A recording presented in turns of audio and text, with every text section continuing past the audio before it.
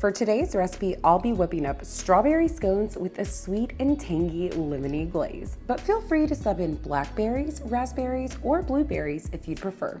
You're gonna need 6 tablespoons of cold unsalted butter.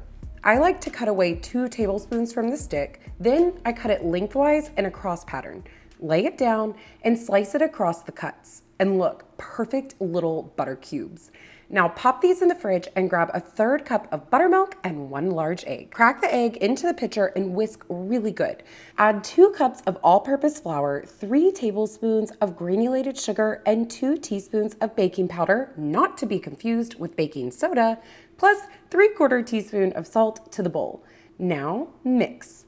Bring back the butter, add the cubes to the mixer, and let it go on medium speed until the butter looks broken up. You could also just use a pastry blender and pure strength. Add in the buttermilk mixture along with a 1/2 cup of chopped strawberries and mix again. Flour a big work surface and make sure to get your hands floured too. This dough is a little sticky. Now turn out the dough and gently bring it together in a little mound. Dust it with flour again and pat it out into a circle about 1 inch thick. Just keep turning and shaping up those edges, dusting with more flour as needed as you go. Wrap that dough in plastic wrap and pop it in the fridge.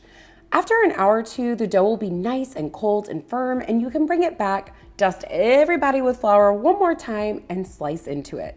For evenly sized scones, I like to quarter the dough first, then I come in and cut each one of those quarter wedges in half for a total of 8 scones. Line a cookie sheet with a silicone baking mat or parchment paper. Place the scones on the mat, spacing them about 2 inches apart, and bake at 400 degrees Fahrenheit for about 15 minutes. Once the scones are baked and cool enough to handle, transfer them to a cooling rack to cool completely. Only the glaze to go now. In a small mixing bowl, add 1 1/4 cup of powdered sugar. To that, about 2 tablespoons of fresh squeezed lemon juice. Whisk and, if needed, add another tablespoon or so.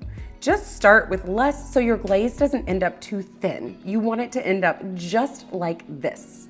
Place your rack of scones over some wax paper, and first I like to brush my scones with the glaze to make sure it gets in all those little nooks. Then I bring in the spoon for big, generous drizzles. Okay, so as soon as the glaze sets, you can serve them right away. Otherwise, freezing them is the best way to keep them from getting stale.